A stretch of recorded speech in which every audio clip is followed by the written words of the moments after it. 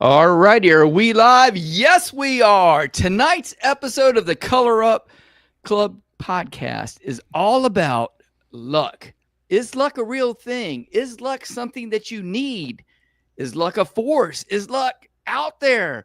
Or are you out of luck by listening to this podcast? You will find out right now. Welcome to the Color Up Podcast. Whether you're a seasoned player or You're a not out beginner of luck. eager to step up to the You're in table, the right this place. is your lucky podcast that's all about the thrill and strategy of the casino world.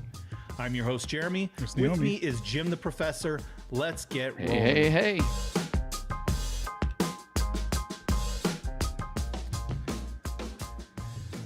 Are you feeling lucky, punk? Yeah, you make my day. Yeah. There you go. Yeah, little Clint Eastwood. Mm-hmm. Yeah, Dirty Harry from back in the day there. But yeah, luck. It's all about luck, man. I guess, And- I mean, that's what we kind of tend to be on the same page about this. I think Like- I think so. We haven't exactly, well, yeah. Well, we haven't Okay, talked so we got some everything. differences. We haven't talked about this. Everything. And certainly the definition of luck is maybe different for us, but Mhm. we're not really believers that you can control the game or can at least control the outcome of the game. Oh my gosh! So we're With a going little back to extra that practice or early. whatever. Okay. Yeah, I okay. might as well. I mean, just get it out of the way so they can tune off. Oh my now. gosh! But I mean, maybe they still want to hear what we have to say. I doubt Not like it. we're going No- to convince anyone otherwise. No, people are tuning off already. No, I'm teasing. Hopefully, they want to be able to take shots at you and bring you down. Yeah. Yeah. Come in Yeah. and tell me why Tell you why you're we're wrong. Yeah. and- Mm-hmm. But yeah, you brought this up, and it is, to me, it's a huge factor in the game. It is not just in the game. Everywhere in the casino, it's huge. Yeah. And everybody's got an opinion on it, just like everything else. You know, we Yeah. all have belly buttons, Right. and there's superstitions, and if you break the superstitions, what happens You to could bring luck? bad luck. Yeah, But I guess the big question is there a such thing as luck? What is it? And then, or is it all just math, right? that's what some people say. Right. We will see. So And, why don't you break the I mean, ice? we can recap how things have been going. I know we took a week off, but I've just been busy doing some work, and I know you've Okay. been prepping for New school year which starts tomorrow. But starts you've been back to work. manana. Yeah. Yeah. But I'm excited. It's like Christmas Eve. I'm not going to be able to go to sleep tonight. Yeah. Everybody's going to see a tired Mr. Professor at school tomorrow, but it's going to be a lot of fun and all. But good to see everybody. Naomi, Ken, Crowd Pleaser, Rag Shifty, Henry, everybody. Good to see you. Hopefully, we will be able to engage you and keep you entertained tonight. Yeah, we already got some information that there's no luck, only math. And then someone else said, is there a degree of luck? So Maybe it's like stupidity. It's degrees of stupidity. rather be lucky than good. There you Okay. go. Yeah, So yeah. That's a famous term. But Yeah, yeah, yeah. if we don't see your comments or get to it, we do get to everything at the end during our monster roll. So we may or may not go through might- comments, but definitely. And at you the might end. get the Oh, yeah, phone we might take the going. phone calls if Yeah, we really could wanna- do that. Yeah, we could do it. We have that technology. So we got luck is inherited. See, we got a lot of thoughts. On that. everybody's So- got an opinion. I told you.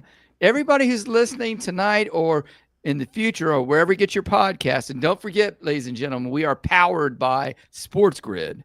And Yeah, if you Sports get a Grid puts us chance, out and- log on to Sports Grid and type in Color Up, and you'll be able to find Jeremy and his great shows on there I every guess you've day. been pretty watching much. that A whole before bunch school of them. every day or There, something. yeah, I get up at 4, and first thing I do is cut on the TV, the Sports Grid app, and there's Color Up. Jeremy's right there, and many of the people who are listening here, you sometimes will see some of their strategies being played out. So, like having it playing in the background. So, if you get a chance, I haven't looked what time tomorrow's shows are starting, but usually they start between 4 and 5 o'clock, and there's usually at on the least East two Coast. on the East Coast. And there's usually 2 episodes at least back. Yeah, see, to so back. this is something that you had to tell me. I didn't even know this from Sports Grid. So I give them 2 episodes a week, but I don't know their schedule, whatever. But they rerun them a lot all here and the there. time, So, every day, yeah. every day. There's at least 2 episodes that I see, and we also have you That's know, wild. I know they said the shows were doing really well, so they were using them more. But yeah, to hear that they're rerunning every day is yeah, it's pretty cool. okay. And you could Yeah, that's you cool. could actually download the app on your phone too, and if you wanted the double dip. But I just have it playing on the TV in the background when I'm getting ready for school. So All right. Well, why don't you take the lead here and All right. break it down? Where do we start? I know that you've made some notes, so keep okay, us kind of on track and organized here. so here's how I'm going to get it started. Right, Okay. how like this teacher moment here. Yeah. What's the first thing you, meaning the audience and specifically Jeremy, thinks about when you hear the term luck? What do you think about? Leprechauns and 4-leaf clovers and Fantasy stuff? yeah, Okay. I guess I don't really think of like it affecting my day-to-day life. I would just think of more like, I don't know, lottery. Yeah. And then imagery. It's like leprechauns and 4-leaf clovers and just horseshoes and Okay. mystical fake stuff, I guess. Okay, fake stuff. Yeah. All right, so let's just take them. We'll hit the definitions, and then Okay. we'll see where this goes. But the first one is there's this force out there that brings good fortune or adversity. So some people think God. Some people think the stars aligning, the cosmos, that there is this being out So there a greater power outside. a greater power. Yeah. So if you're into some of the 12-step programs, a higher power that's out there that's worried about you, Mr. Color Up, and me, Mr. Professor, and everybody else, that there's this force out there that is the genesis of luck, and it brings good things upon you.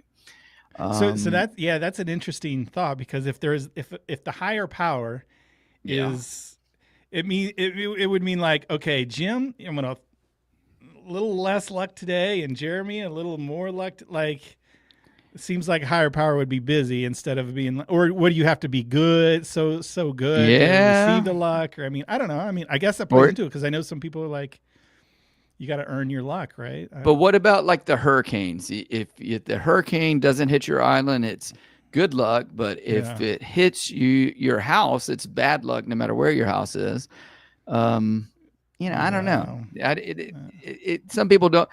For this part of the podcast, I think we're going to just bypass this one. That's more of a philosophical. Yeah, that's more one. of a, yeah, right. I mean, they're all philosophical, but that one's just more divisive, I think. Yeah. So we don't- that's the first one, right? okay. The second one is that you could go with this one. There's this events or circumstances that operate for and against an individual. Not that there is a person or an entity with that, but there are forces out there. Okay. Ions, Yin and yin and Vibes. yang, Okay. the moon pulling on you, Yeah, and right. the tides, that kind The of thing. pool, yeah, Right. Okay. Okay. So you got that one, right? Then you could also say there. Some people think that with this force, that things don't really happen by chance. That there's a predestiny to them, right? Oof. And again, we don't want to get into deities and things like Yeah, that. we don't need to do make it a we're- religious. Or, we're that type not of going route. to do that. That's not what tonight's all about. So some people say it's a combination of circumstances that bring good or ill will. So like if you're snotty to the waitress, then you get food poisoning because the cook didn't cook the meat all the way, or that's like karma coming back Yeah, around. karma. Yeah, Mhm. karma kind of thing, right? And then there's other people who say that things happen by chance, and there's an accidental way of things happening, and that accidental way of things happening is luck.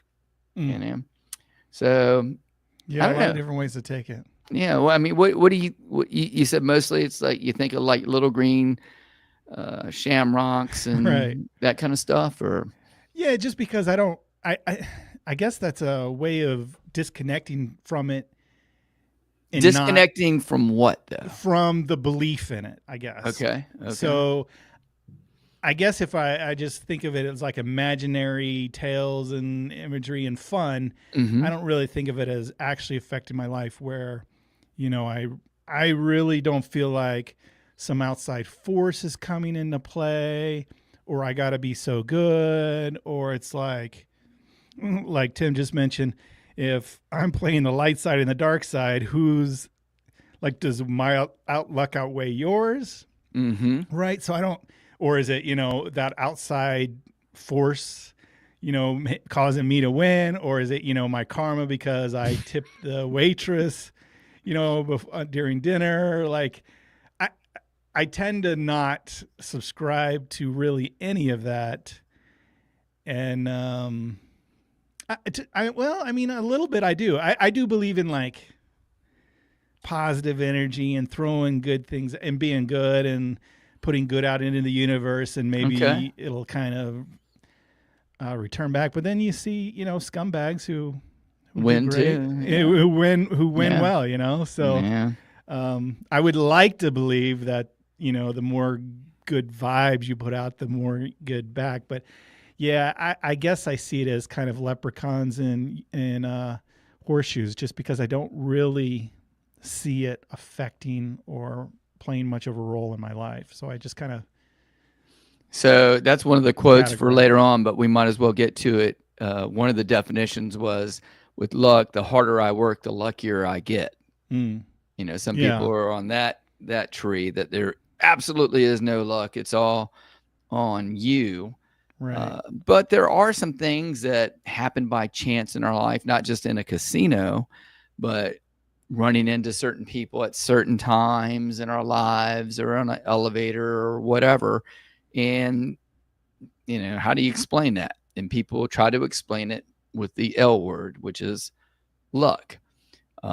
Just like unexplained reason why you're getting something, undeserved, or something good happening to you. Right. Good fortune, success, prosperity, and everything. So that's what we're talking about in the casino world, is luck. So the first thing is, you got to define it. And the second thing is, do you believe in it? And there are some people who are like, yes, there's luck. No, there's not luck, or whatever it is. But we'll see. But there is a relationship between luck and the casino specifically, and that is mathematics. Yeah. And so what are your thoughts on math and casino? Is math more important than luck in the casino? Well, I don't know. I don't know if they could operate on luck, right? They, it used to be more, let's say, less corporate and that sort of thing. But now they have shareholders and stock prices. And I'm pretty sure if they had an annual meeting and they said, you know what, we're going to change the rules of our game. Mm-hmm. And if we get lucky, we might be able to win more this year.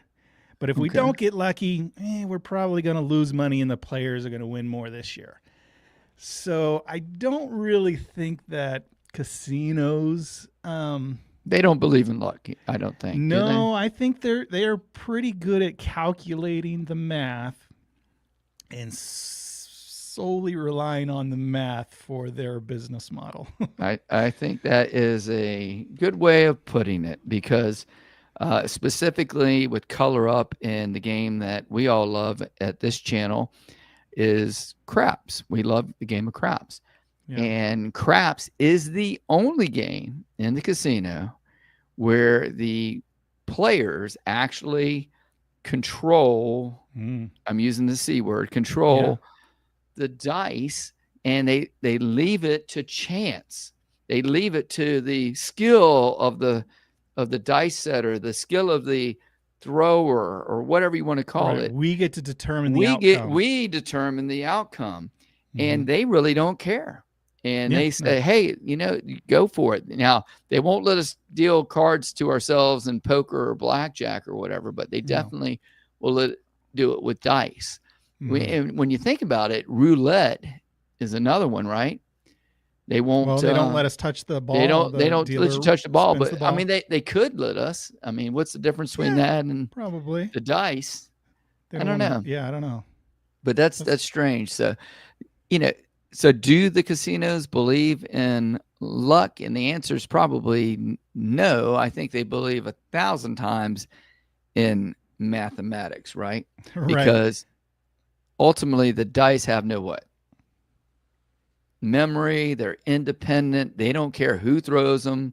I don't care, if you use this set or that set, they're going to hit the back wall. They're going to bounce. They're not going to roll in a continuous way that you think they're going to go. And the two sides together will never add up to the number 7 or whatever your thing is. It's not going to happen. So they're not afraid of that. And the other big thing with the math and luck on this thing is what they call the house edge. And I think we have to, and we'll get to all the luck. Does luck impact play and all these other things too, and why we believe in it. But talk a little bit about what the house edge is again. What does that mean? And why is it so important when it comes to math, and why the casino doesn't care about luck? Well, the house edge is the percentage that the casino keeps from every bet made. Okay. So if you bet, $10 and the house edge is whatever, 5%, or maybe it's a bad bet, 20%. Right. On a $10 bet, if it's a 20%, they're keeping, even if you win the bet, you're only getting paid 80% of what you should be getting paid. What correct? you should, right. So right. they look if at the it was a math and fair go, game. Yeah, if it was a fair game, right, like coin flip's the best way to talk about it. 50-50 game. If we played, Right. and a lot of games are like this. So pass and don't pass, black and red on roulette, player banker on baccarat, essentially a 50-50 game. And it's a little more complicated with craps, and it seems like they're paying you the right amount. But if you put, $100, you should win back $100, but you don't. Mhm. They short you a little payment. So whatever it is, they might only pay you $95 back, or maybe they pay you as much as 99 point something back. Mm-hmm. Some games are bad and they would only pay you $80 of what, Yes. you should get 100, right? Mm-hmm. And so a lot of people get a little confused because they're like, well, I made a $10 bet and I won it, so I won $10. But that doesn't really factor in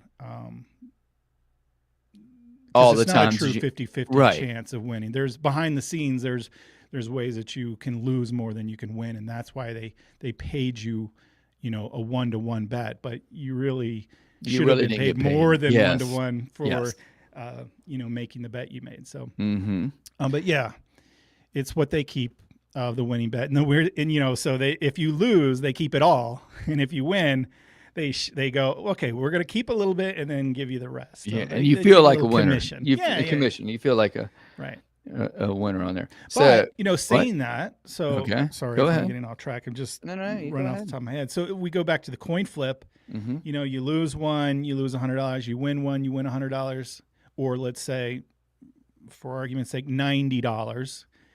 So that's not fair. But if you're lucky or you win 2 in a row, well, now you've won $180 and you've overcome the house edge. So that's how we can actually win, is by winning more than the math says. Okay. And therefore overcoming the house edge. So that's the name of the game, is beating that house edge for a short period of time. Try to get more in your your rack. Yeah. Because the longer you play. There are tall tales, I'll say, of people who do it for a living, but it just doesn't exist. There's just not professional craps players. Yep. All right. So then the other thing with luck and math we need to talk about is probability always rules. And one thing I forgot to do is tell the people why I started thinking about this. So I'm like a lot of folks. I go to the casinos and get on mailing lists. And I got this magazine several years ago, Casino Players Magazine. And the genesis of this topic was Al O'Grady he's a freelance writer, has a degree in economics. He's a blackjack dealer, been doing it 7 years or whatever. And he's currently working on a degree in mathematics. And I don't know what he's going to do. I've been Googling him, but I haven't had much success. But he wrote this article in here about luck and is it real and blah, blah, blah. And I got to thinking, that's something everybody who walks into the casino wants luck. We want good fortune. We want whatever. And we're hoping for the magical time that we're in there, the hour, the 2 hours that we're there, they want us. And the more I got thinking about this, the more I thought it would be a good title for the episode tonight. So thank you, Al, for publishing that. And we wish you luck. You see what I did there? Wish him luck as he's getting his degree in math. But yeah, probability always rules. What are we talking about when we hear the word probability? What do we mean by that? Boy, I don't know the definition, the proper definition off the top of my head, but okay. What should happen? What should happen, right? What's probable? What should happen? And if something doesn't happen that should happen, is that unlucky? Yeah, right. Okay. Is that unlucky? Does that make sense? Right. I mean, that I guess that's some people believe that, right? Right. That's unlucky. But yeah, if it doesn't hit probability, it just I think we mentioned before the show the word variance. It's not going to be an exact. Maybe it'd be helpful if I bring up an image of the dice probability chart. But we know in the game of craps there's 36 dice combinations. That's right. And 6 ways to roll 7. Right. 5 ways to roll 6 and 8. There you go. Yeah, there you go. Pull it up. And so that is what the mathematics and the probability says. Mm-hmm. So, out of 36 dice rolls, there's only one way to roll a 12. So the probability says if you roll 36 times, the 12 is going to show up once and the 7 is going to show up 6 times. But so that does not happen. Yeah, but that doesn't happen. If we rolled 36 times, we wouldn't get 1, 2. We wouldn't get 1 12. We wouldn't get 2 3s. We wouldn't get 2 11s, et cetera, et cetera. And that's why we play the game, because it doesn't show up like this. No. People they bet on the 12 because it shows up 2 times, 3 times, sometimes 4 times out of 36. And in that case, as I mentioned before, if you're betting on and can beat something, the probability, you overcome the house edge and you will win money. So our job, or not our job, but our goal is to pick which numbers are going to beat this chart. Mm-hmm. Because if it follows this chart, we're all going to lose money. Because it's just bottom line. We have to overcome this chart. And, if we're betting on the 5, we hope that the 5 shows up more than this for every 36 rolls. So. Okay. So let's kind of ease on down the road a little bit. And let's ask, if the rolls are random, then why do we believe in streaks? Because we get out there, look for trends, or the person's on a long roll or hot roll, or, sometimes people say, this is a lucky shooter, or this person is a good shooter. Why are we constantly trying to attribute stuff that's just mathematical statistics and put somebody's name on it? Jeremy's lucky. Jim's lucky. We like to lucky. define things. So, and we like to try to explain why things are happening, right? Like if the brand new first time lady comes to the table and she has an amazing roll, we go, look, lady luck, right? Beginner's luck. Beginner's luck, lady right. luck. There's a couple different categories that particular situation falls into. So we like to call it that, and then we like to, go tell our mind, oh yeah, there it is again. See? Mm-hmm. And so I think that's it. We just kind of like to explain things. None of us like to go like, or most of us don't be like, well, that was chance. Or whatever, you know what I mean? Like, we like to kind of describe things a certain way, or the jerk who makes a late bet and then the 7 comes. We like to go, it's the jerk's fault, right? It's his fault. He screwed it up. He ruined the roll for us all. and it was his bad vibes, his bad mojo. He's unlucky and caused his unluck to come on all of us. He brought his black cloud, and we like to Yes. describe it that, as opposed to saying, don't worry about it. It was just chance. You know, the 7's going to show up 1 in 6 times. So Or they it's put okay their if you stuck your hand in the table. yeah, and put the your dice hand hit. out there. Yeah. It's no big deal because Yeah. it's all just chance. So we don't like to admit that, I guess. Mhm. So we've got to describe it somewhere. We got to categorize it, describe it, blame. We got to blame. Is the big Blame. one. Okay. Okay. I think we like to blame, whether good or bad, on something. All right. So let's think about this a little bit more. Does luck impact play? Does luck impact how you play? Well, if you want to call it luck, yeah, I guess. I mean, because you need, like we said, we've got to beat this probability. So if you want to call it luck that we're going to get a bunch of 4s and 10s to beat Mhm. probability, then wow, we got some luck going our way. I Okay. don't. If you want to, you want to call it something else. I don't know, but to me, I guess I call it luck. One of the tagline of my show is "Good luck on coloring up." Yes. So in a general term, I'm just saying, I hope that probability works in your favor. Would be kind of like the long way to say that. Okay. So you're not saying something like in Star Wars, may the force be with you. No, not 'Cause you don't really. I'm think not there's a saying force. hopefully some mythical power will sweep in and rotate the dice one extra time so you win and Okay. It's not happening. All right. So No, that's not I'm what just- you mean. Yeah, no, I'm more of a I hope that the variances in mathematics Okay. works out for you during your short Very period of good. time at the casino. And by the way, the variance term, I know John, our buddy John over at ProCraps, and uses that term a lot, and he's talked a lot about it in a lot of his recent podcasts and shows that we're trying to, strike when the variance is going our way for that big long-term math that's out there.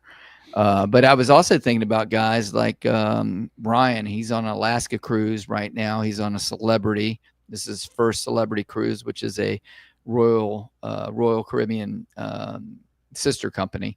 But anyway, he has this thing running with the bulls. So he'll make a horn bet, and then he will take the winnings from the field and stack, because he wants to hit 2 horn numbers in a row. So does luck impact his play? And at first I was thinking, well, yeah, luck impacts his play.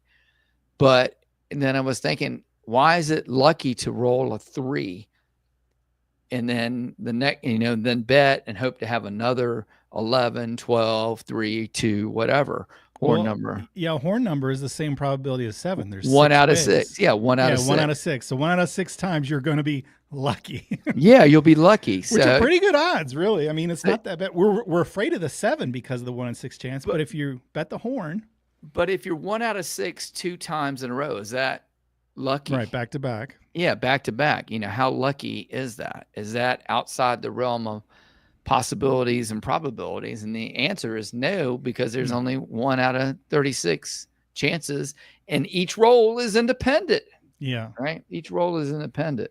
Yeah. So once it happens once, for it to happen again is just 1 in 6. Now, Yes. before you start, the chance of it happening 2 times in a row is you multiply the chance. So 1 in 36. 1 in For it 36. to happen 2 times in a row. But after it happens once, well, it just resets because every roll is independent. So now, what are your chances to hit it again? 1 in 6. All right. And if it hits again, what are the chances of it hitting again? 1 in 6. 1 in 6. So let me ask simple math. Let me ask the audience this on this one. Have you ever seen a roll so wild that you thought it just wasn't by chance? Has anybody ever been at a table where it was just like, there's no way? And some people will say, I'll give you an example from DiceCon. When I was playing come bets on a crapless table, and I had 9 out of the 11 box numbers. Is that right? Or 10? Yeah. I mean, The only thing I needed was a 12, right? I had 2, 3, 4, 5, 6, 7, or not 7, 2, 3, 4, 5, 6, 8, 9, 10, 11. The only thing I needed was 12. So a 9 out of 10 numbers, and I had come bets on with odds.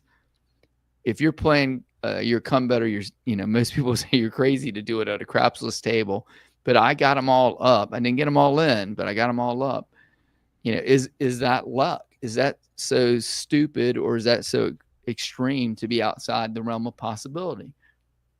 I don't know. Is that luck because you're on this fantastic roll? Well, I mean, I guess you would. I guess you could define it as luck because it's so far outside of probability, right? So it doesn't happen that often. So what are we going to call it? We could call it how about improbable? Yeah, an improbable probability. Yeah, an improbable situation. Yeah, we could call it that. But they happen. Mm-hmm. So it's not completely improbable. It's just unlikely. It's unlikely to establish all your come bets and then knock and hit them, most of them. But it obviously happened. But because that didn't happen again for the rest of the week, right? No, it didn't.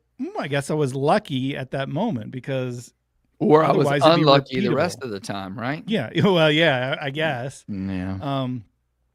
But, people don't think of when they bet on a probable number. They bet on the 6 and 8, which is 10 combinations of the 36. Mm-hmm. A lot of people bet on the 6 and 8, and when they hit, they don't go, "Oh, I got lucky there." They just go, "Yeah, that's within the realm of that's about right. That's about right.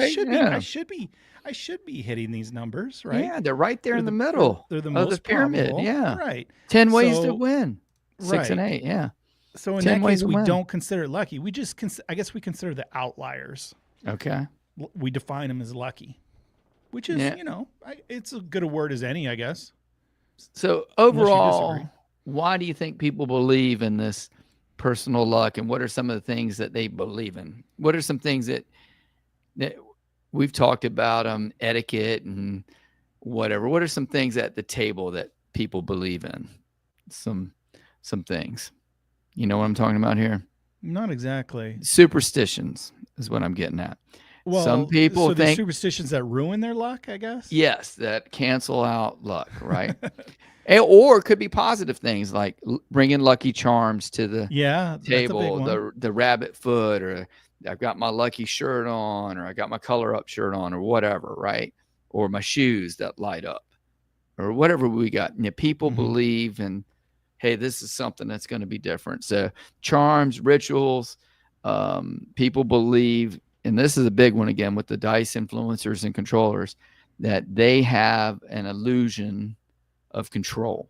And I would say they have a fantastic sense of control right up until the point the dice leave their fingers. Yeah, there's some guys who throw a beautiful looking tight spiral. And we've got guys who have lasers and they can land almost in the same spot every time, all that kind of stuff.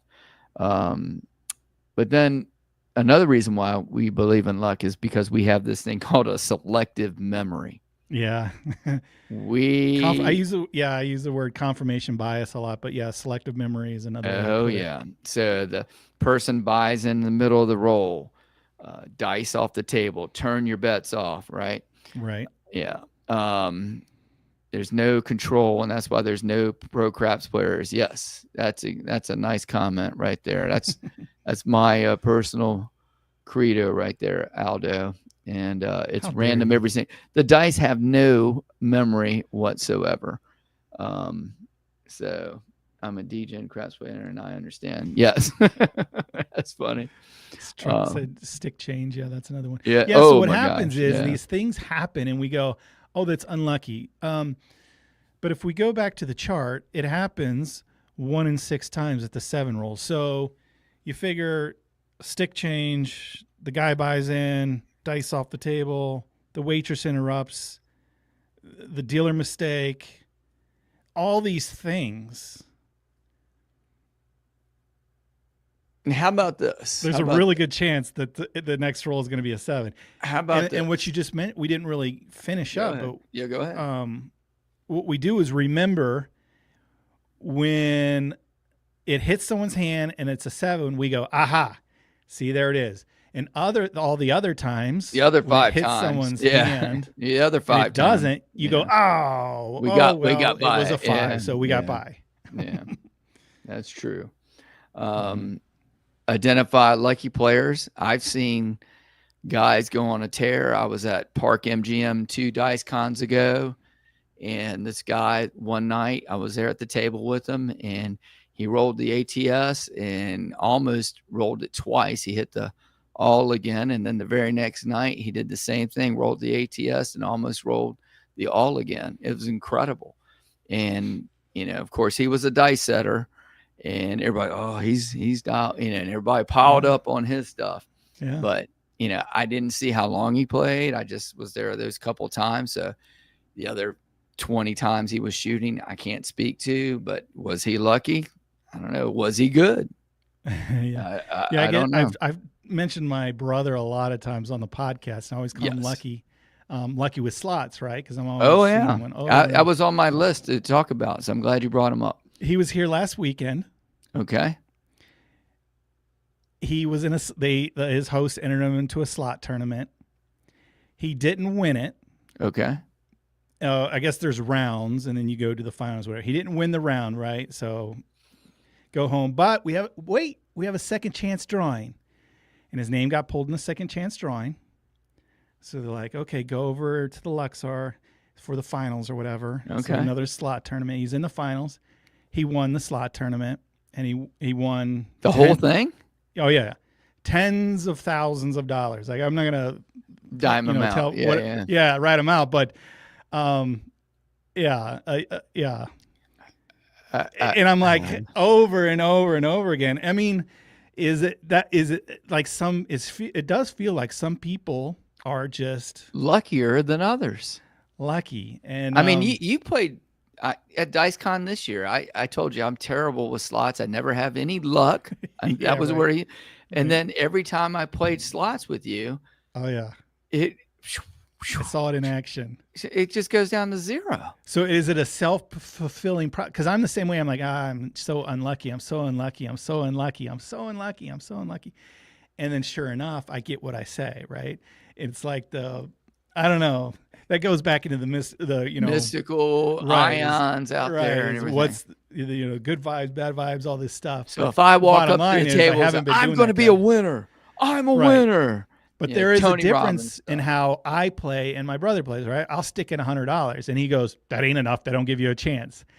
So maybe he's right in a sense, right? And he'll put in Step 1,000. up your game. Okay. Yeah. So and I guess I see that to an extent because I tell people all the time, like I see them come up Bankroll. to a Yeah. craps table, right? Bankroll is a huge part of this. They go, what? I come with $50 and I lose every time. I'm unlucky. You're not unlucky. That's just not how the game works. Mhm. My sister chimed in. He's the luckiest person in the world. And some would say he works really hard to build his luck, right? So, where was I at? We were talking about lucky, brother, and I said lucky players. I'm unlucky, and self-fulfilling prophecy. Do you bring it on yourself, or do you need just more money to making play? A really good point. Oh yeah, bankroll. Yeah. So people say, well, I'm lucky. I only have $50 and I lose it like every time I play. But on the crap side, I know, hey, you need enough money for 10 shooters or whatever because this game goes up and Variance. down. Yeah. It goes bringing up variance again. But if Mhm. you're not around long enough to get the lucky roll, you're not giving yourself a chance. So I think Mhm. it could be similarly applied to slots or any other game.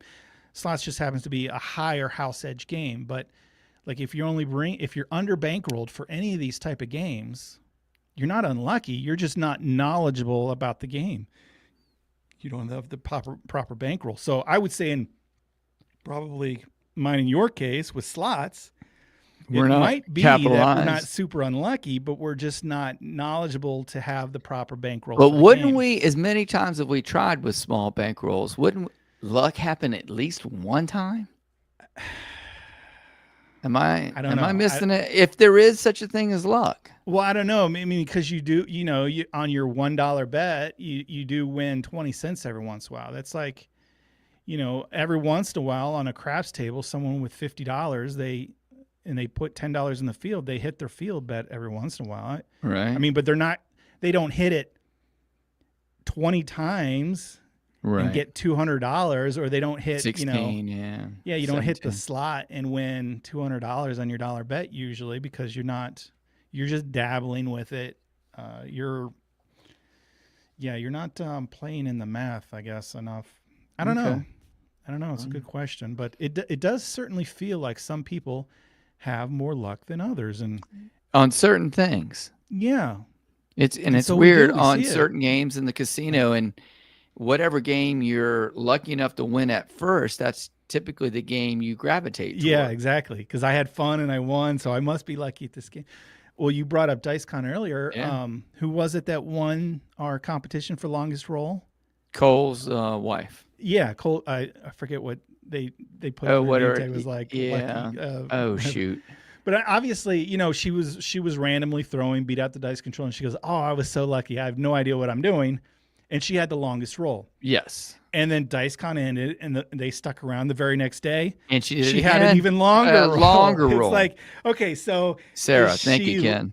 Yeah, is she lucky? Do we just follow her around? I mean, the I odds of will. it I happening will what? next year. Yeah, I will exactly. next year. So, like we say, no, it's just mathematical, improbable or probabilities. But yet we see it and we're like, Arm candy. Thank you, Ken. yeah. And she Ken- rolled 62 times, Jeremy. Was Ken that just, the that was the post-dice afterward. kind, or I think the- that was the okay. post one. I think. Yeah, I think 62. she was in the 50s for that. 62 times.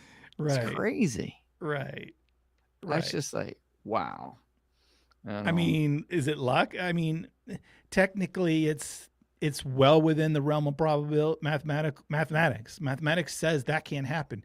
Is it unlikely to happen? Yes. Mathematics says the average roll is 8.5.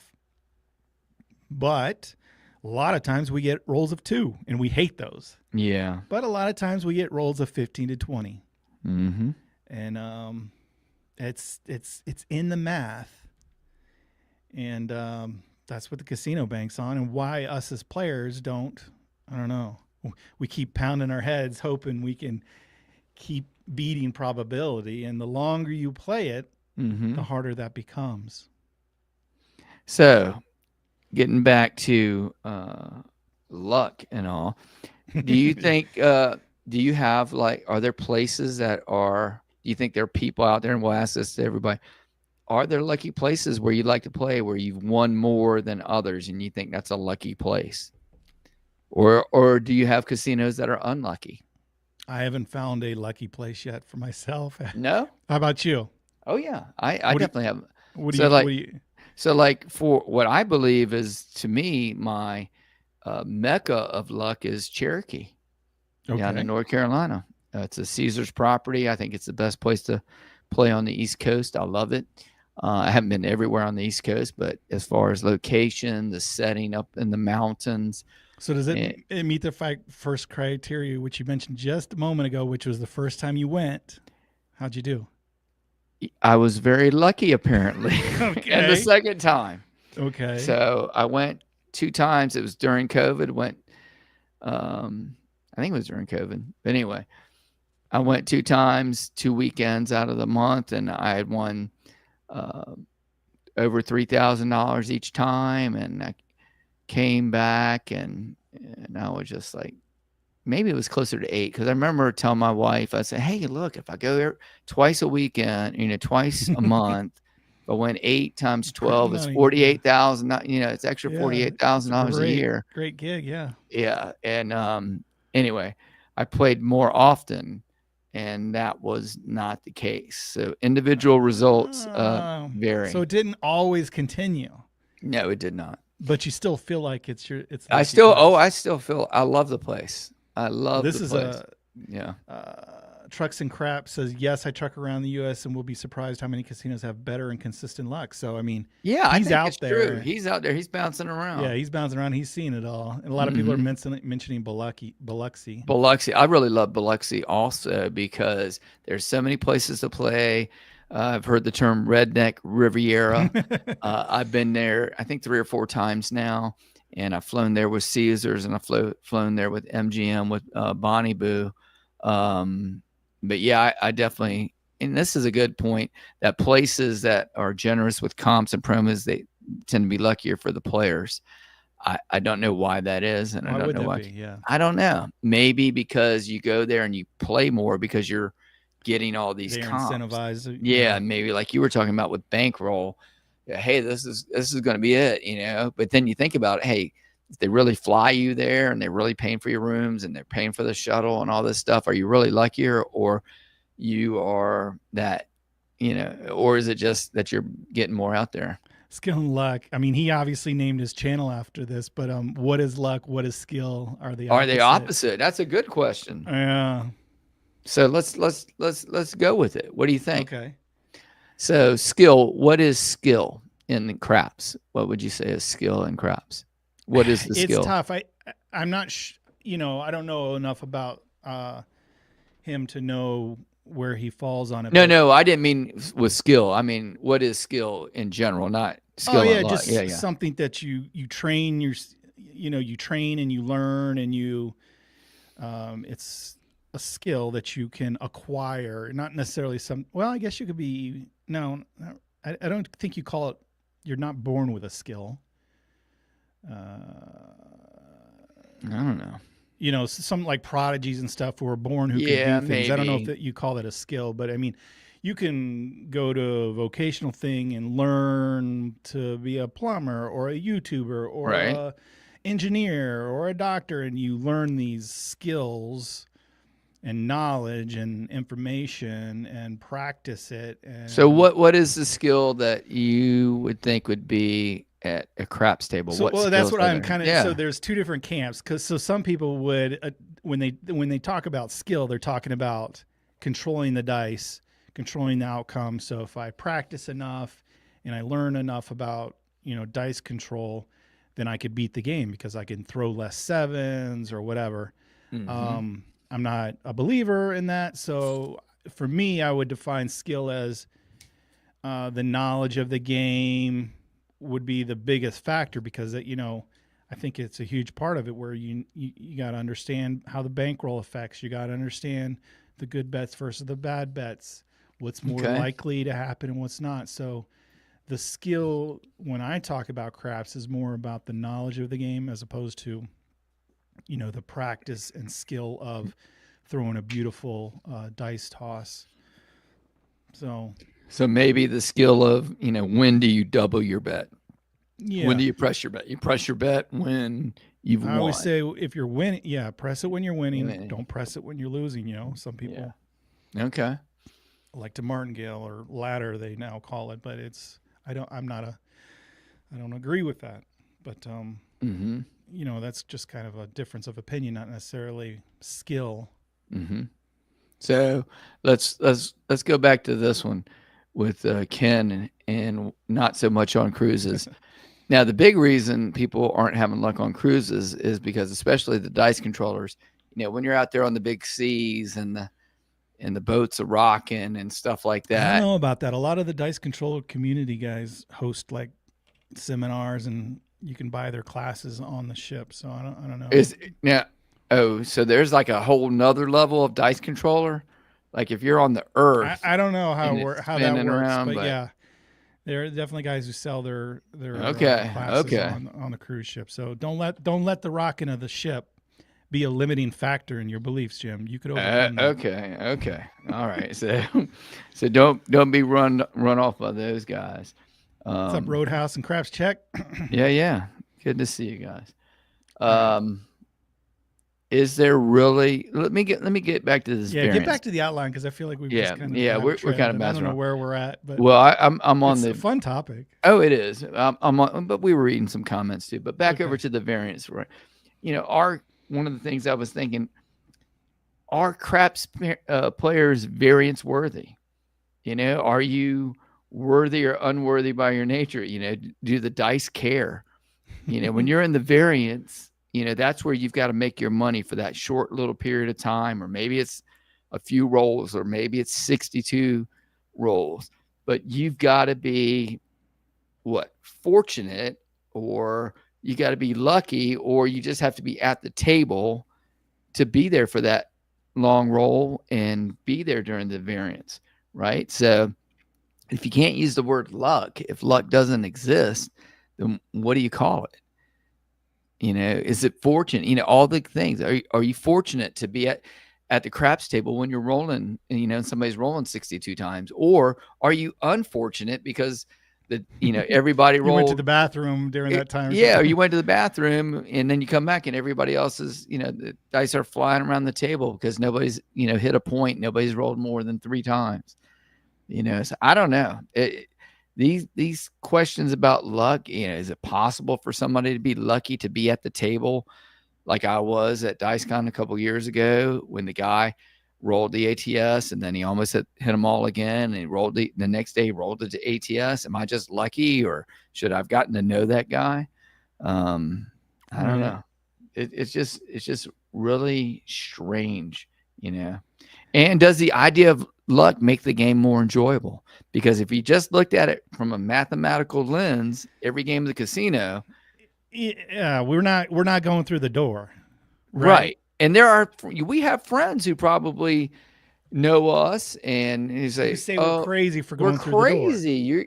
You're dumb. You're wasting your money. You're wasting your money. I have a buddy of mine told me years ago. I think the lottery, by the way, I get no commission from Powerball, but it's up to $750 million tomorrow night. Okay. $750 million. And my buddy found out a few years ago that I actually played when it gets up over 200 million. Yeah. And he says, "Don't you know, Jim, that's a tax on the poor and stupid." Okay. And I said, look, Steve, who are you talking to?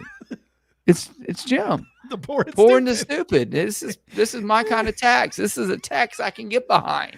Yeah, this is one tax that I'm okay with. This is the one tax that I'm okay with. It's the only one. It's fun. And maybe I get green something. Time. It's the only time. Yeah, when they take it out of my check, I'm not getting anything. I'm not getting it back. It's not coming back. They're wasting it on the stupidest stuff. But this one is fun. But this one is fun. Someone's life's going to change. That's right. But it does make it. But yeah, if you just think about the math, you'll go crazy. Yeah, because right. The casino, that's their business, is all about the math. And us as players, if we looked at it logically and go, you know what, the math says 6 out of 36. The house edge is 1.4, and house edge 4 on this bed, 12.12. Like, there's no way we're gonna win, so let's not go. I get this comment a lot in YouTube. Is they always kind of do it as a joke, and I'm trying to think of how they phrase it, but it's like, well, the best way to win is don't play at all, type thing. And that's the best way to lose, not to lose. That's right, exactly. Yeah. They just have it. They say it in a way like it's stupid to play, right? But yes, in a sense, they are correct. And if you do not play, you cannot lose. Right. But we're going to play. Well, we do it for entertainment. Yes. But this is a game where you can actually win. So we're playing to try and win. We're overcoming the probability and gives us a chance to win. If you don't play, you have 0 chance to win, and that's no fun. Maybe financially it is wiser, I guess, long term, especially since long term, mathematically, we should all be losing money at this. Except at least at least Jim the professor, 1.41%. Yeah. Well, no, a little less because you usually have at least minimum. Yeah, I'll put some odds. So you're down into 0.8% probably. Theoretical. Right. Theoretical, right. Individual results may vary. Lose $500, exactly. Right? Individual results may vary. So. But yeah, so we're trying to have a little luck on our side and overcome the probability and give ourselves a chance to win. I mean, the math is so bad against you to win the lottery. It It's is a pretty waste bad. of money. But you do the calculation. You go, well, you know what? It's $2. $1, $2, or I don't know. Maybe you buy a couple tickets and it's $10. Or you buy a Diet Coke. Right. It's not going to change your life, but it's, fun. And then you get to watch and go, oh, the numbers were so close. I was off every number by one.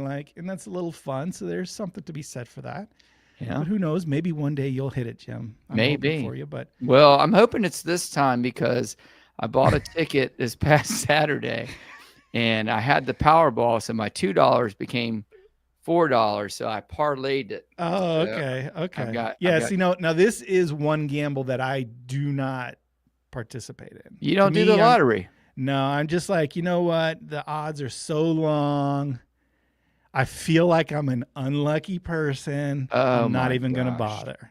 Oh my God. So, Well, here, let me transition on the outline with this. I want everybody, if you're listening and you're not driving or something, you can close your eyes. I want you to imagine you're at the I'm gonna close my eyes. at the table, right? We're at a craps table, and the shooter picks up the dice, right? And this is luck Wait a versus second, math. Jim. Before you Yes, continue, go ahead. all right, there are, I guess it's called something, but some people, when they close their eyes, can't visually see anything. Okay, I'm All one right. of those people. I know several All people in my family, okay. and it's didn't hard know for me to that. believe that when people close their eyes, they can see stuff. Yeah. If you close your eyes, can you see stuff? Well, I can see stuff in my mind, but I can't see you right now. In front of Right, me. I right. have But to can you mind. Visualize, Jeremy? visualize the table with Yes, a guy and yes, dice, yes, and as yes, I say things, and then now there's a horse on it. Yes. Like, to me, I can't. I hear the words, but it's still just like black in my mind. I can't. You know what I would visualize call things. you? It has a Unlucky. specific unlucky. name. That's unlucky. Yeah, that's unlucky. So some people can't. So I don't know I'm what gonna, that I'm gonna name go ahead is, and but I try will it. But Google it. Yeah. it's just Yeah. blackness that I cannot Okay. imagine or picture things. All right, here we go. But for the rest I'll of try. us, I will try. Yeah, for the we rest will of try. you So lucky close your people. eyes. So this is luck versus math at the craps table. So you imagine at the table, the shooter picks up the dice, shakes them, and lets them fly. Okay. Now, math says a 7 should happen once every 6 rolls, right? And sometimes it does. Over 1,000 rolls, the math does.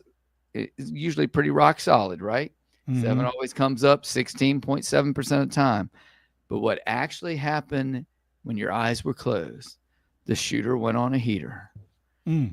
All right. And he or she rolled point after point. Mm. 6, 8, 9, even went back to back to back on the hard ways. 20 rolls, no 7 in sight. 40 rolls, players are cheering, chips are flying, the energy is electric. So what just happened, Jeremy? According to probability, a 7 should have shown up multiple times during that stretch, correct? Yeah, maybe it did. It was just on the come out roll. And the puck was off. No, I'm saying it did. Okay. Just a pure 7 free. 7 I'm getting in free. the weeds a little bit with that. Yeah, I know, but you're killing me. No, All right, but- okay, I'm but sorry. You're Sorry to just crush like your one of the students demonstration. in class. You're like, you're killing me, man. You're killing me, Smalls. All right, here we go. So 20 rolls, no 7 sight. What just happened? 7 should have went 1 out of 6 times, multiple times. But the variance, the natural short-term swing of the expected math, let the shooter ride the hot streak, and that's what the table people call luck. Yeah. Even though it's not outside it's outside the probability, it's not outside the variant, because sometimes the 7 comes a lot more often. I've rolled 5, 6 7s in a row on a come out, and there's, that shouldn't happen, but yet it did. Yeah. Right. The math says it'll average 16%. Mm-hmm. But I mean, it may be up to, well, if you roll 6 in a row, it's 100%, right? Yeah. Until now, and then you get Until on a it's streak not. where it doesn't show up for 30 rolls, and it averages out to that 16%. Right. But in the same scenario, if you flip the script, another night, another shooter, this time the dice turn cold. 2 quick 7s. The bankroll shrieks. Groans are in the air. The same math, the same dice, the same place, but the variance is swung, and the table is called a what? Cold table. Yeah. Bad luck. Bad dealers. Bad vibes. And we're looking to place blame on people, right? Right. And that's what we do. But the truth is what? The dice don't care. They're like Shakira's hips. They don't lie. And they don't owe you anything, right? Mm-mm. And they don't They're not due. They're not supposed to happen. They're not, whatever. It's just independent each and every time. So Yeah, so that's a tricky part. It's called gambler's fallacy, which I don't know if we can talk about that a little bit. Yeah, the Monte Carlo with the roulette. Things are due, right? So like you say, okay, Bubble Craps is famous for this when they have the little markings on the hard ways, right? They should happen once in 36 times. That's the combination of hitting a hard way, right? 4, 6, 8, or 10. So they'll put a little number, hasn't rolled for 20 times, hasn't rolled for 50, hasn't rolled for 100, hasn't rolled for 300 times. And so you go, it's due. It's due. But how could it not be due? Yet at some point the math has got to conform itself. Yeah. And I saw Alex over Casino Quest. He had like a Instagram post or I don't know, some social media post about this exact thing. I don't know the number he started on. It was like he was betting a hard way and it was like at 200. Okay. And it was kind of funny. I thought the video would end with him actually hitting it. So he was betting it.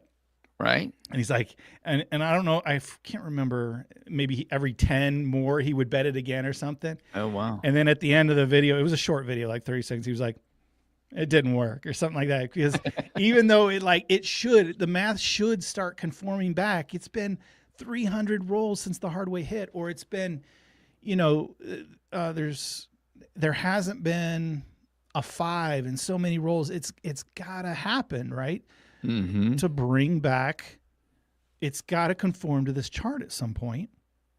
It's got to conform to the math. But we don't, because it only says in 200 rolls. It doesn't say 2,000 rolls, and it doesn't give us what the rolls were before that either.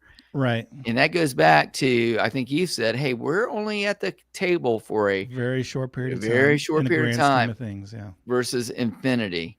And well, we're talking about infinity. We're talking about every table throwing dice all throughout all the over world. the cities and around the world. And it's going to be, as long as it's not crooked dice or rigged or something, it will be, it'll be like this. I don't know, but it sure does. When you've watched and, I've been on cruises, I've been to Biloxi and been at tables for a long time at DiceCon and elsewhere, and you say, oh, nobody's hit the ATS this week, or nobody, it's due. It's the last night of the cruise. And then what happens? Nothing happens. The same thing that's been happening. Right. And then you get on the cruise the first night. Oh, you should have been here last night. You rolled the ATS or not the ATS or someone whatever. Hit it. Two whatever the roll hit it. Yeah. It's just crazy. Not so much on a cruise, but whatever the bets are on there. It's just right. Unbelievable stuff over there. But getting back, I was going to say the timing then, because you got to go at the right time. So how do you know when the right time? I wish I knew. If I knew, I would tell. Well, I don't know if I would tell. I would tell you, but I don't know if you would be like one of these dice controllers who are a professional dice player, but you can't admit it. I'm not going to tell anyone, but I'll charge you. I'll give you. Let's see, if you give me $3,000, I'll tell you the best times to go to the casino to find that pocket, that window. So here was what I was going to say. And if you flip the script, luck is just our human way of describing the gap between when the math predicts, or what the math predicts, and what actually happens. Oh, I like that. That's kind of what I said at the beginning. It's like, I think we just try to attach labels or describe it. Yeah. Luck is really just our human way of describing the gap between what the math predicts and what actually happens in a short window of time. So takeaways for players: math rules in the long run. Ladies and gentlemen, do not be deceived. The house edge is real, and the house always wins in the long run. 100%. Yeah, I do want to push back on that, is because a lot of people are like, well, don't bother. Like, don't bother making that bet. Don't do this. Don't do that, because so people pick their level. Like some people, like we mentioned earlier, some of your friends are like, don't play at all. Don't play. Yeah. Because of the house edge. And then, there's in between, there'll be like players like you. Don't place bet the 5 and 9 because the house edge is at 4%. 4%, yeah. And then, I kind of fall into play whatever you want. Maybe you'll get lucky. Bet the horn. I don't care. I mean, I probably won't. I kind of play closer to you, maybe a little higher percentage house edge. But I'm not betting the lottery. No. But I'm also not telling people, hey, stay away from the horn, right? Because, yes, long-term, terrible bet. Terrible bet. The house edge is so high, it's worse than slot machines. Yeah. But we don't play the long term. So you were just talking about the long-term math. It will get you. Yes, it will. But we're just going for the weekend for a few hours. So now, who knows what'll happen. One thing I was going to say, push back on the slot machines. There are thousands, hundreds of, some casinos have thousands, I think, of slot machines, some of the really giant ones. And, we're at a handful of craps tables where the percentage wise of me playing at one machine at one time, it just seems like the math is just so far against me on that, which again makes me wonder how your brother is lucky enough to get in Working there. Brought up a point that kind of crushes mine, and it says that you're never playing the short term if you keep going back to the table. I get that to a degree, but you're playing like multiple short-term sessions.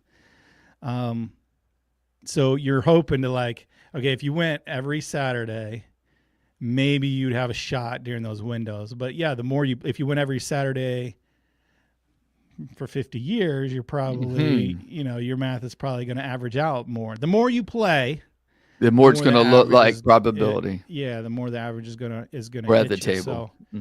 So, probably your best bet is those beginner luck players, right? Who go, oh my God, I came in with 100. I walked out with $800 in my first time playing. Don't ever play again, right? That might be your best position you're ever going to be in. Yeah. But you never know. It's again, we do it for entertainment. So next week, maybe you can win another 200, maybe not 800, but 200 this week. Maybe 2. And then maybe the next weekend, you do lose some, but maybe only 50 or 100. Yeah. And we just kind of play this game and hope to go up and down and have a good time. Yep. So the other takeaways I had for you there, Mr. Color Up, was variance rules in the short run. That's where we find our luck. Yeah. So we're there for a short period of time, and we've got to get lucky. And then craps players aren't. Sorry, I'm going to interrupt. When you put it that way, it crystallizes okay, it's not luck. You just happen to be in the mathematical variance. And is that because of a force or higher power that brought you there that day? Right. No, it just, you happen to be there at 12 o'clock when that lady was having a good roll. 62 rolls. You're right. Which we define as luck. But yeah, it is. You just, it's in the math. You just happen to be there at the good variance spot of the math. So hopefully you take advantage of it. And that's where the knowledge comes in. That's absolutely right. I do want to, let me back up real quick because there was this comment. I was going to answer it. Oh, man. There was one I liked too earlier. They were talking about 27s or something in a row. Oh, I don't know. There's a lot of great comments we need to get through, but yeah. That's my shortcoming in failing to get aggressive and press bets. It's definitely my number one problem with my craps game, Ricky. My suggestion for that is to have a strategic game plan. So I teach a lot of treat each shooter individually, recoup your initial investment back as quick as possible, because that's my game plan. I know, hey, if I bet $100, I got my $100 back. Now I can gamble, be aggressive and press my bets, right? Whereas if you don't and you're like, well, maybe if I'm up this much, and you just kind of do it by the seat of your pants or feel, it's going to be hard and you're going to miss the opportunities. But if you systematically go have a trigger, and it could be maybe not when your money's back, maybe it's hey, as soon as I'm up $50, I'm aggressive. Mm-hmm. Set whatever trigger it is, but have a system in place. That's what I do with the ATS usually. Yeah, there you go. If I don't bring a bankroll, specifically for that. But I do that. Now I want to quote you here for a second, because you said you had a video a couple years ago said, "Hey, maybe I've been playing wrong. I don't press enough, or I'm not aggressive enough." And you talked about that little period of time, and now you seem to evolve to where, hey, I'm going to get out of the hand. That's the term a lot of people use. I hear Brian, Hawaiian Crap Shooters, Brian, Holer Roller, and John, all the guys out there, get out of the hand, which means that one shooter, get out of the hand and then press up. And if you could do that, the way I look at it is you're getting pounded on the short rolls. And then once you get out of the hand, that's kind of like a medium roll a lot of times. Okay. And you're trying to get to that next level on down the variance, which is the longer to the, mid to longer roll. Yeah. And you want to be in a position when it is that long roll to, after you pressed up a couple of times, get some of those big black chips back into your rack, or pumpkins, or whatever you're going for, wherever you start for. So that's the way I look at it. And that's the way mine. The tricky part is if you run the math, like I've run simulations. Yeah, it's like about same bet. Yeah, same bet does almost wins every time, or they all kind of finish up at the end if you run any length of simulation. So right. And the reason why is because in the shorter run, when you press, if you have money that is left on the table, and you lose it. Table where you already have it in the rack. That's why same bet does so well on it. Right. So, but you certainly feel good whenever you're in that variance window. Yes. It's a good roll and you're pressing and you win a lot of big money where you would never approach that amount with same betting. But, over the year, you're probably statistically going to be better off same betting. But that's the kind of the part of, when you talk about trends, which I don't believe in. I only believe in past trends and they don't affect future, but being systematic, that's where, where I just mentioned that advice to him is being systematic. Have a trigger point where you like to try to take advantage. You think maybe this is the moment that I can take advantage of the luck. And I will say this one other thing about the trends. I don't believe in it like you do. I believe it, like, looking back, you can see, but you never know when the trend's going to end. But the thing I like about the trends is it lets you know when you've gotten out, hey, we're 10, if you keep in track of rolls, hey, we're 10 rolls into it. Hey, this person's hit 3 points. We're at 22 rolls, or whatever it is. And that's what I love about the ATS. It kind of gives you a ballpark, how many times not repeaters necessarily, but how many times numbers have been rolled. And that's a really good indicator. Like it's a metric or a meter. A metric is something. Yeah. Yes. That like say, hey, look, this is a long roll. This is the point where no guarantee for the next roll, but this is a point where you can kind of be a little aggressive because hopefully you've gotten out of the hand and blah, blah, blah. Or what? Or you can look at it the other way and be like, pull the ripcord on the parachute. Not that I believe in, but I tend to do this a lot. I'm like, take me back down to 44, right? Or counts to safety. Regress back down. Yeah. No shame in that, I don't think. Some people will try to shame you for it, but it's been a long time. The math says I'll go ahead and regress. Where other people are like, you just missed out. We had another 10 rolls, and I kept pressing my bet. So, but yeah, it's definitely. But I do like that idea of, you kind of have a gauge, because in the heat of the moment, it's like, are we doing good? Are we doing bad? And then you can kind of gauge like, man, is my system work? Is my systematic style working? Because, 2 players in a row have hit the ATS. Yeah. And I've won $20. I got a problem, right? There's a problem in my system that I might want to reevaluate and change if I'm seeing these long rolls and I can't make money off of them. Yeah, so that's very heartbreaking. Like that. That's what I like about the ATS bet is it's kind of like, I don't know. Hey, you can be an idiot and not bet the right way, but at least you'll get $1,050 if you go 5-5-5 across the top. Yeah.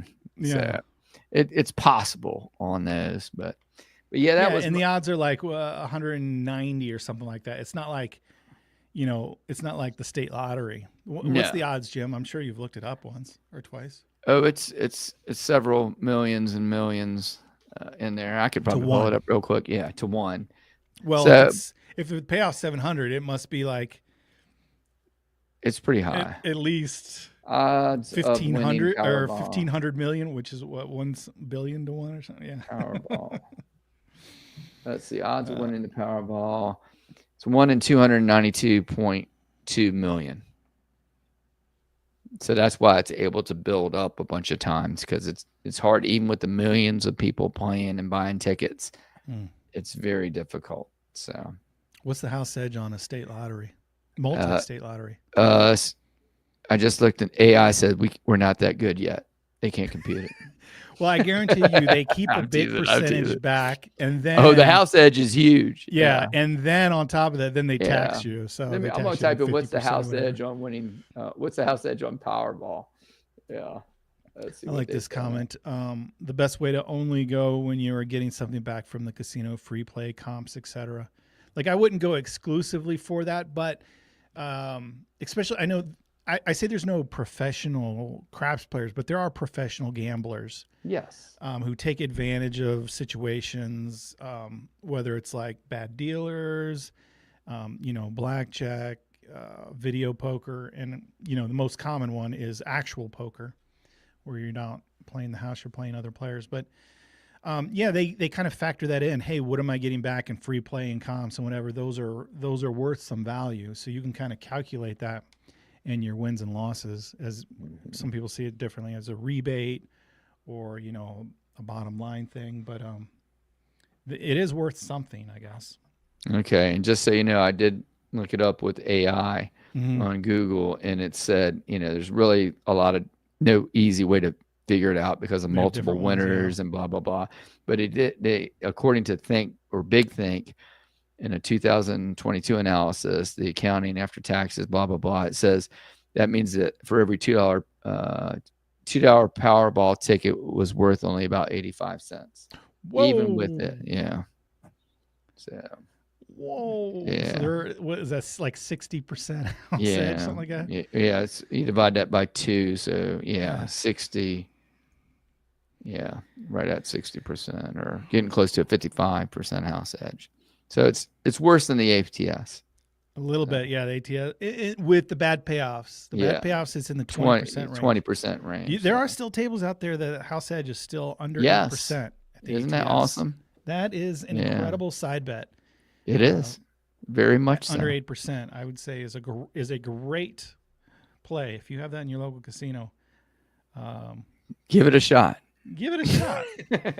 It's still a long shot. After you get up, you get out of the hand. But that kind of bet Yeah. for an 8% house edge is pretty fun. The ROI on that is very Yeah. nice. Yeah. Very good. Well, that's all I had on the outline there, Jeremy. As far as what we were rolling with, I know we're over an hour 17. Yeah, it flew by. Did we solve any problems? No, I don't We think defined so. luck a little bit, and Yeah. then we kind of wavered and went around the topic and went in circles. But Mhm. Mhm. do But it. Can you summarize and give a bottom line statement how you How feel I about view luck luck? and Yeah, how it relates to the game? I do believe in how it relates to the game is you have to forget about the math, to walk into the door. I do believe it adds to the positivity of vibes at the table. I've never been at a table where people are arguing and fighting and yelling and screaming at each other like you're on a Carnival cruise fighting over chicken nuggets or whatever, where people have won money. But I have been around good, shout out Carnival cruises. But I've been on trips. I've been at tables where there's just a positive vibe and good things happen. And that's why I love, again, the Color Up community and the greater Color Up community, but specifically our Color Up Club members. When we meet up, whether it's a regional thing, whether it's the big annual event at DiceCon every year, it's absolutely fantastic. And I don't know if it's because we're playing more or we're in the variant or whatever, but it seems like luck follows us, where every year somebody's getting 50 or 48 or 62 rolls or whatever it is that's out there. So I do believe, like you were saying earlier, sometimes good things happen to good people, and that some people are a little luckier than others. And that's just, chance. Could be good fortune, could be higher power. I don't know what it is, but it is definitely out there. And you and I both know people who have terrible luck. They drive in the 50 or 100 people drive down the emergency lane to get out of the traffic, and then somebody else pulls out, state trooper right behind them, or whoever the Johnny Law is. So there are people like that. Can't explain it, but we try to explain it. But the idea of luck, and let me tell you, with this $750 million, I will let you know if I do win and parlay this $4. Will you be back to a podcast again, or will you retire? Oh no, I'm going to come back. I'm going to let everybody know okay. that I'm out, and the Jim the Professor security team is amped up a lot more. But no, it's going to be fantastic, and hopefully we will be able to do some videos like some of these obnoxious guys who are having a good time with big bets at casinos and stuff. Right. We'll do that, and maybe we'll save some dogs or cats or people or something. Yeah. Just walk around like Mr. Beast or something. Yeah. I'm kind of in the same line of you as and I think it's just because it's more fun whenever the good vibe is there and the win happens. Mm-hmm. Because we've been on bad tables like at DiceCon, a great group of people, and it's tolerable, right? Yeah. It's like, this table has been ice cold for an hour, and everyone lost a couple $100. But we've had fun chit chatting and BSing around. It's been tolerable, right? Yeah. And then, but as much as we set a bottom line there, so it's tolerable when it's terrible, right? But when the table's okay, we have a blast. Oh my god! When the table's great, it's just amazing, right? And so, it's kind of like we lean into the good vibes and have so much more fun with it. Oh, absolutely. That we remember. And so, I think good vibes and that goes along, try to learn the etiquette and, the things that disrupt things and upset things, because that's all about trying to create a positive environment and having good vibes and having fun. And it just makes winning that much more enjoyable. So I think that plays a big part of it.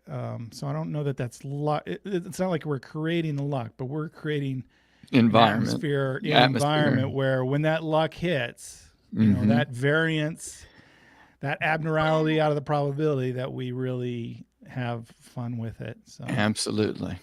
Well, that's a great way to end it. I think that with your thoughts on that, I think that's a great way to end it. We can go into the monster roll if anybody wants to call in. But, I think that's a great way to end it right there, Jeremy. Okay. Let me... you got the magic thing to put up the number once you get it up there? Yeah. Banners. We can start going through comments. Yeah, I'll go up at the top there, and we'll get going there.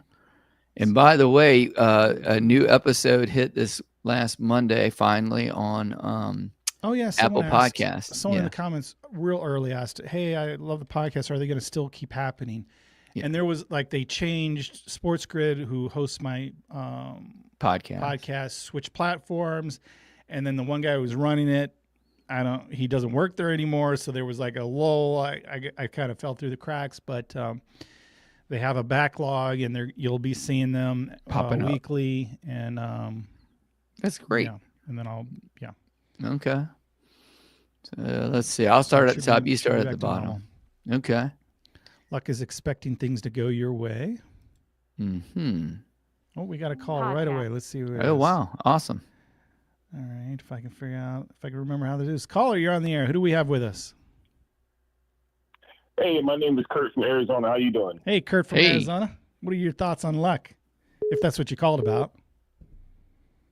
Oh, no, I was just giving you guys props for the crafts community. I was calling mostly about crafts. It has something to do with luck, kind of. Okay. But I've been playing craps for over 20 years, and I recently just started a craps team where we all pulled together our money. Because obviously, the bigger your bets are, the more money you make. and the quicker you can get your goal and get out of that casino. Interesting. Okay. So we have been at a 100% win rate. So I don't know if that has to do with luck, experience, money management, or what, but luck has been on our side. Well, that's awesome to hear. First of all, Yeah, I've never heard of a craps team like that where yeah, everybody well, pulls their money together. well, It's there's kind a of like a couple- slot pool. I'm curious about how you guys run it because it does a couple things. Like, let's say you have 10 guys, one does bad, or two do bad, and the other guys do good.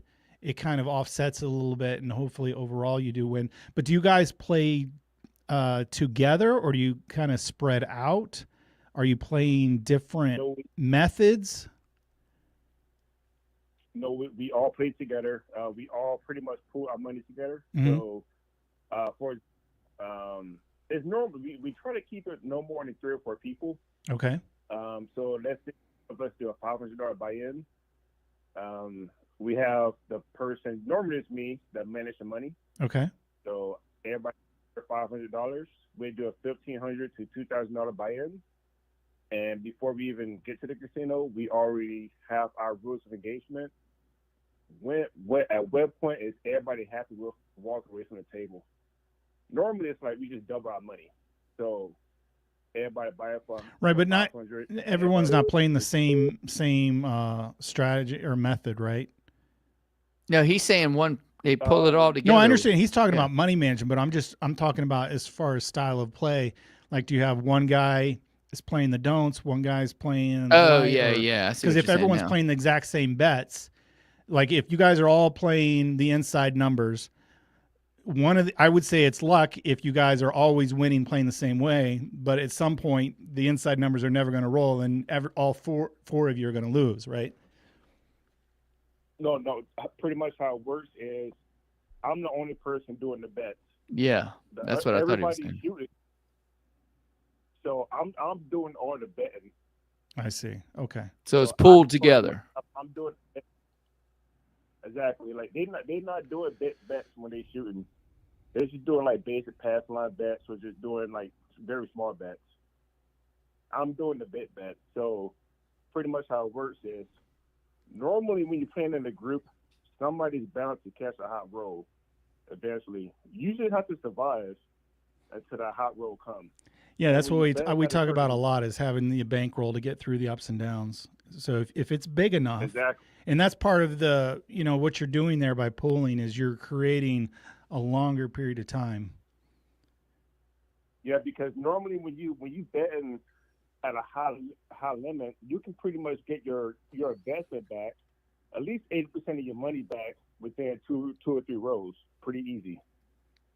So if you can make it past 2 or 3 rows, you pretty much get your initial investment back. And I always say that's rule number 1: get your investment back out the hand. Yeah, I Once will. you get your investment back. I will Right. tell you this. I wish you continued luck on this because it's no magic formula whether you're doing it by yourself or pulling together, because you're creating a bigger bankroll, which gives you a better shot. I talked about being short bankrolled before, but at some point, it's just the dice aren't going to go your way. So as long as your wins could outpace those losses and the losses aren't so big, Yes. if you're talking about getting past 2 or 3 rolls, you kind of playing like I do, which is some sort of regression system. But sometimes, some sessions, you do get bit and no one can get past the 2 rolls. Yes. And those losses are so big, they become hard to overcome. But as long as you're, managing that money, setting it aside like, hey, we're racking up these wins, and we could sustain, the bigger your bankroll, overall bankroll is built with these guys, then, you're going to be able to sustain when that loss does come. And hopefully you can stay on the positive side of that. But yeah, that's very cool what you guys are doing. So I'd say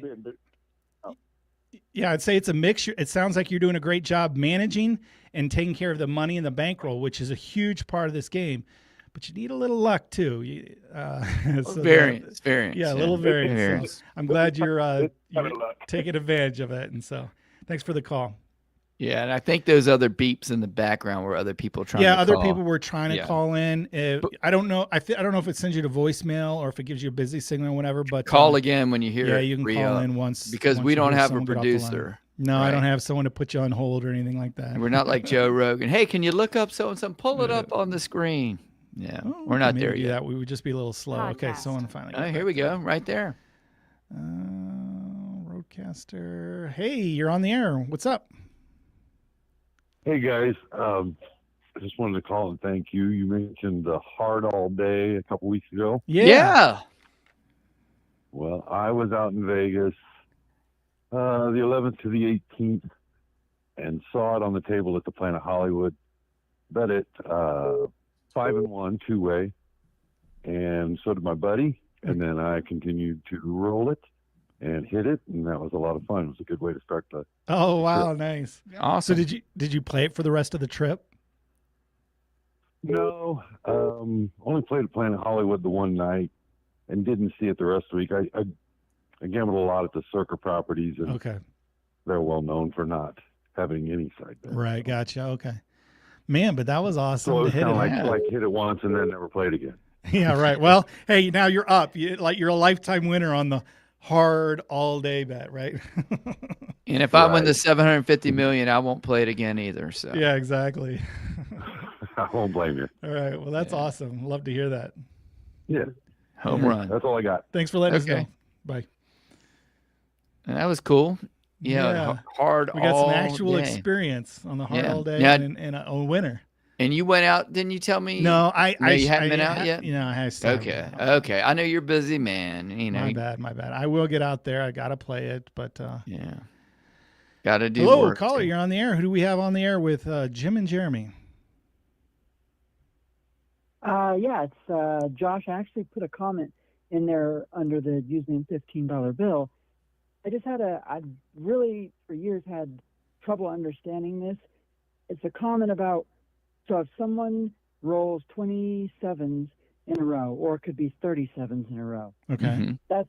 I would assume that's really hard for someone to roll 37s back to back, correct? Yeah, you would. So the chances 1 in 6. So you would. Let's see. The odds would be. Let me do it. Real quick here. Multiplying it. Yeah. 6 times 6 times 6 times 6 times 6 times 6 times 6 times. I only did like 10 of them, and the odds. Let's see. 1, 2, 3, Yeah. 4, 5, 6, 7, 8, 9. 9 times in a row is 10 million to 1. So yeah, I think they were throwing an Okay, so example, they go but down. yeah, it's So- very difficult. It would be very difficult Yeah. to see something like that. Right. So my question, I guess, into that. So it's very difficult if someone's there, and let's say there's a bet on the map that says, roll 27s in a row, win this much money. The casino's always going to win. But what if there's a random guy, unbeknownst to the table, walks Mhm. up, he doesn't know that it's the 19th roll. To Mhm. him, that unbeknownst guy, it's his first roll. So his probability is not the 1 in 20 million, it's the 1 in 6. Is that correct, or am I lost on that? Because there's two different probabilities. There's the probability for the guy who Right is going before to roll his 20th roll and get 27. Yeah, right. go ahead. It's the right before the streak starts. There's a probability attached to that, right? It's 10 million to 1 that 9 Yeah. will roll in a roll. But if it's happened 8 times, and the guy walks up, his probability is 1 in 6, right? Okay, but so So how? there's But two different probabilities. to hit the 7, to roll the 7, right? So his probability is 1 in 7. But if Yeah. you look at it, these are how side bets are built. So if the guy who walked up and maybe they had some special bet that was, hey, if you roll 9 7s in a row, they wouldn't pay you 10 because there's a house edge. They would pay you maybe $8 million. So that guy starts and keeps betting, and he gets up to 8. If it rolls for a 9th time, 10 million to 1 odds, he would win $8 million. But the guy who walks up and does just the one roll, he's only going to get like a typical 4 to 1 payout because he's not there for he's not making a bet on the long-term probability. He's just there for the one chance. One roll.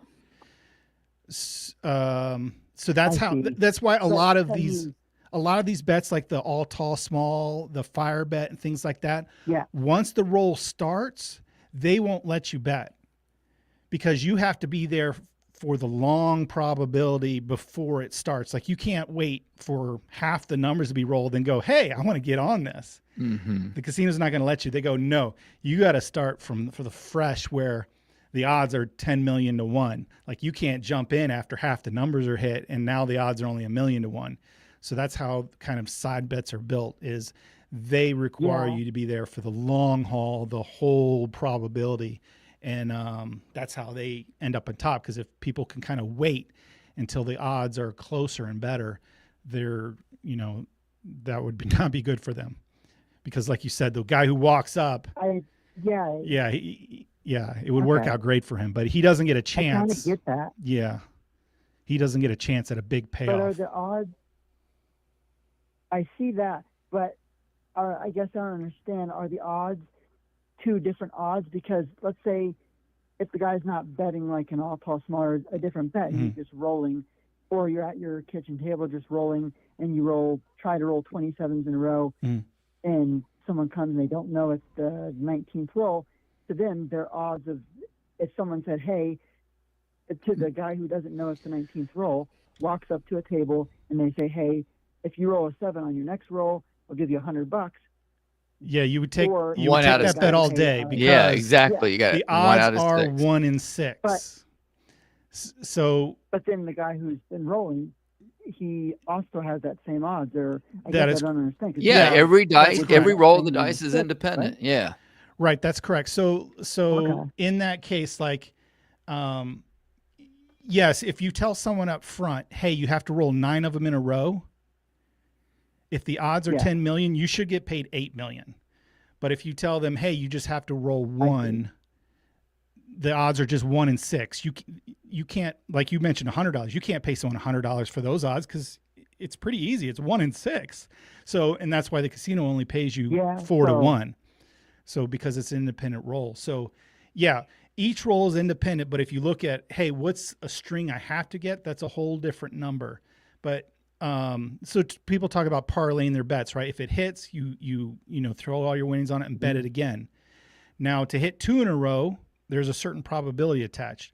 But after you've hit it once, all the odds and probability reset. And now you just have to hit it one more time. Yeah. So it's the simple, if it's the 7, it's 1 in 6. Okay, I've hit it 3 times in a row. What is the chance of me hitting it one more time? Well, it's 1 in 6. So yeah, they're separate, but they're two different things. If you're looking at, hey, before you start, there's a whole string of them. But if you're already in the string, the pass does not matter. The fact that you've hit 8 in a row doesn't matter. What are my chances for the very next roll? Well, all the probability restarts. Hopefully that helps you a little bit. All right, I think I get a little, it does. It's just confusing that there's two different probabilities for guys not been at the table versus the guy who has, even though it's the same. The next dice roll is independent. Everyone is independent. Somehow has a probability of 20,000 to 1, where the guy who hasn't been there is a 1 in 6, but it's the right dice is still rolled 19 times regardless of who actually threw the dice, whether it's the guy that wasn't there or the guy that was who threw the dice. It's still 19 times, but the guy that just walks up all of a sudden only has a 1 in 6, and I guess that's what kind of trips me up.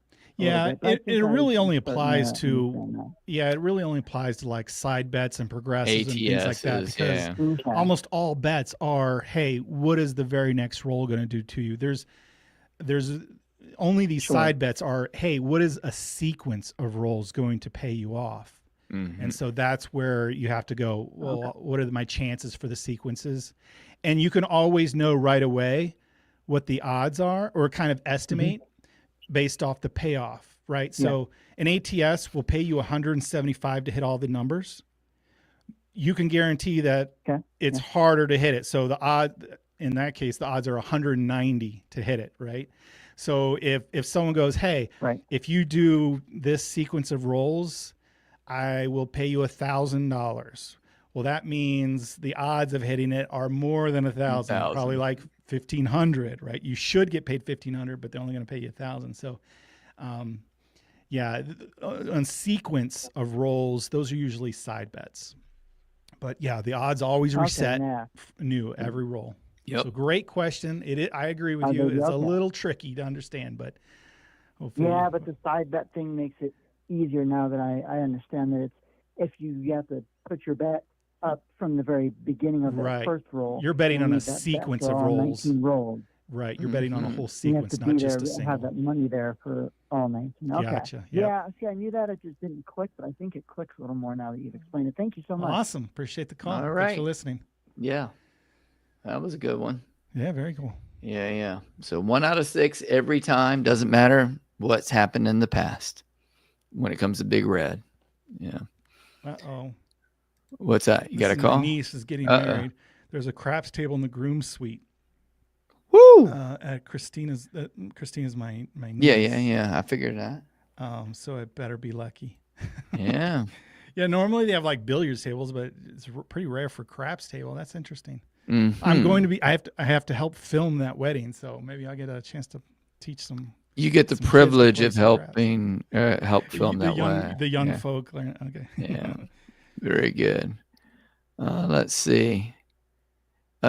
This is a question Ken popped up at the beginning. Wary buyer, can dice setters be lucky too? And I Say poke, yes? I poke fun at him. I said, yeah, they can get lucky. I mean, that's what they're doing.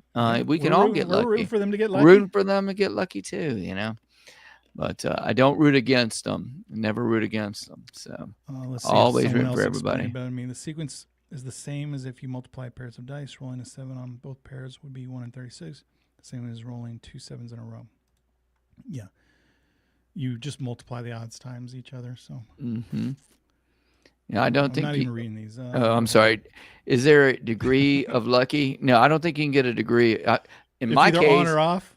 no. I was either lucky. I was lucky to get a degree, high school, college, and a master's. So I was very lucky with me. But I don't know. But I don't know if it's lucky or if it's probable or probability or whatever. It's like 27s in a row. But I got a master's degree. So there you go. Let's see what Well else we done, got. sir. Yeah. You've went through the variances of all that. Oh, I went through a lot hard of work. variances. Yeah. Yeah. I 'cause- quit early. No, Gave when my report card spelled whiff, and I got kicked out of the university, I actually came back to the same one to get a degree from there. So there you go. Oh yeah. Let's see. Oh, how about this one? Is luck inherited? Brian had this earlier. Can it be? Yeah, I don't know. Is it a trait that's passed down? I don't know. Could be. Heck, if I inherit, I mean, I didn't get any inheritance, but if and all my grandparents and parents are gone, I have a mother, but she ain't leaving anything. So yeah, but if I got inherited $10 million, I would. It's lucky, but it's not. Yeah. It's not continuation of luck, I guess. If I get the $750 million, Yeah. I'm hoping Netflix is around because I'm going to try to go through it in 1 year, and let's see what happens. Yeah, let's see what happens. I don't understand it. I don't get the joke. Spend it all in 1 year. What does Netflix have to do with it? Because they're going to be documenting. It's going to be a film. Oh, Netflix, Yeah, Netflix, like the film crew. I Yep, thought you were like, absolutely. what are you going to sit around and watch TV all day? Like, what are you talking about? Oh my gosh, knocked over my iPad. Let's see. Jonathan Motley earlier says he wants to get up together at there it is at Rivers. Yeah, he's a local color up guy. So I need to get with him sometimes over at Rivers. Brock says, was at Foxwoods in Connecticut 2 weeks ago. Dealers were talking about them getting trained for crapless table. It's even on the East Coast now. They had no idea about it or ever heard of hard all day. Oh, Yeah, wow. Hard all day I can understand, but not knowing about crapless is kind of strange. Yeah, it So does I did make get the sense. inside scoop. I talked to management at Strat. Strat, and their previous owner was the guy who invented the game essentially, or he's credited for it Right. Mm-hmm. back in the 80s. And what they said was a few years ago that they owned it, the copyright or whatever the legal is to own a game, Right. and they let the rights to it lapse. expire. So expire. Someone dropped the ball. A lawyer on their team, or I don't know who was in charge of it, but someone in the corporation did not renew. The lawyer. It lapsed. Well, or whoever's in charge of making sure the lawyer does it, or whatever, right? It lapsed, and then it became public domain, I guess. Domain. And anyone and everyone was doing. That's why. So nobody's getting a royalty off all these craps tables. Each one is. Well, I guess like I don't know how it works beyond that, but now multiple companies can do the exact same game. Okay. And not have to, like before, they just weren't allowed to copy it. They weren't allowed to copy their work, but now you see all these. There's several different companies that are calling it the boom and the bust and the high and the low. All these different names. But it was because someone let it fall through the cracks over there at the Strat. So unfortunate, but. So here was one, just a question in general. Don't forget, if you want to, you can call in on that number, 678-723-1112. But Benjamin Clark asked, do the dice have to hit the back wall? How do you usually answer that? I mean, I'm not a casino. They make their own rules. Right. But most casinos, I think, say, hey, we want you to hit the back wall. We would like you to hit the back wall. You to hit the back wall. If you continuously don't do it, you're going to have to pass the dice. Yeah. Cruise ship. For the most part, it is a rule, and how they enforce the rule is a whole different ballgame. Some of them are like, as long as you're attempting, we're okay with it. Like he said, you miss it a couple times, we're going to warn you or whatever. So some are a little more lenient, and then there are some places that are just super. I mean, not strict. I mean, sometimes I feel like it just makes the rule clearer. It's like there's no judgment call. They have to hit the wall, period. Mm-hmm. So it used to be back in the day. That's where dice control came from, because guys could throw them beautiful dice and they would stop short of those walls or just slightly slide up against the wall.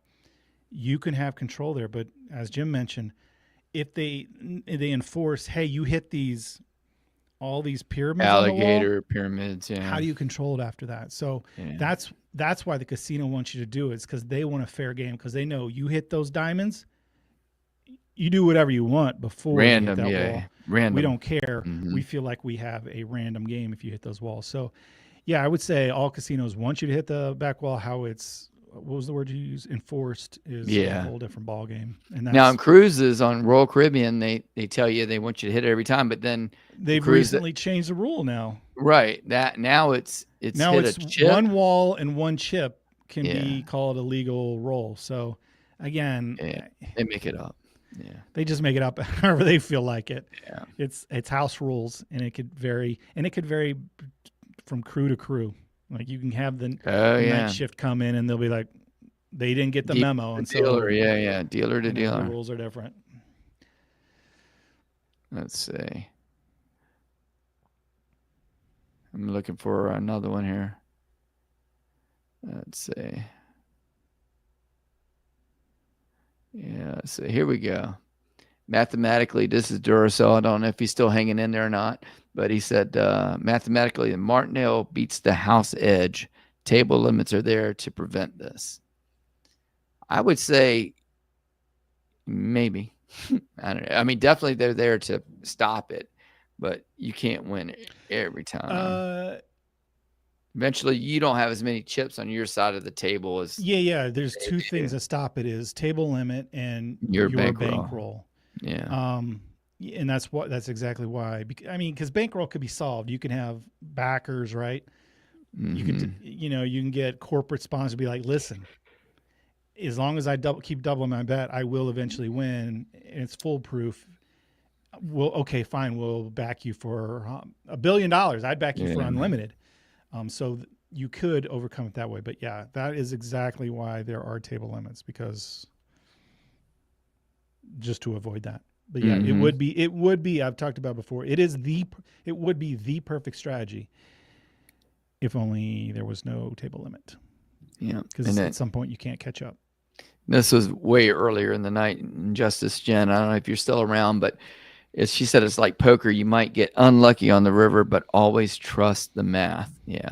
Yeah, professionals talk about that a lot. Sometimes you don't get the card you need, or the other player gets the lucky card. But Yeah. professional poker players exist because they know the math. They know, hey, I bet when the probability is in my favor. In that case, they're kind of acting like the house against less knowledgeable people, and so there is some luck involved in that poker game, but it more comes down to math. Mm-hmm. Yeah, and then Gary said earlier, says when he's playing, it seems there's no good luck.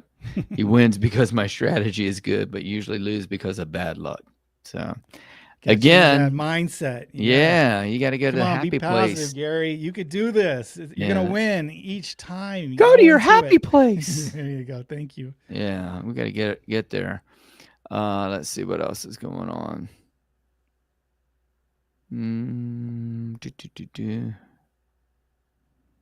Here was a tale.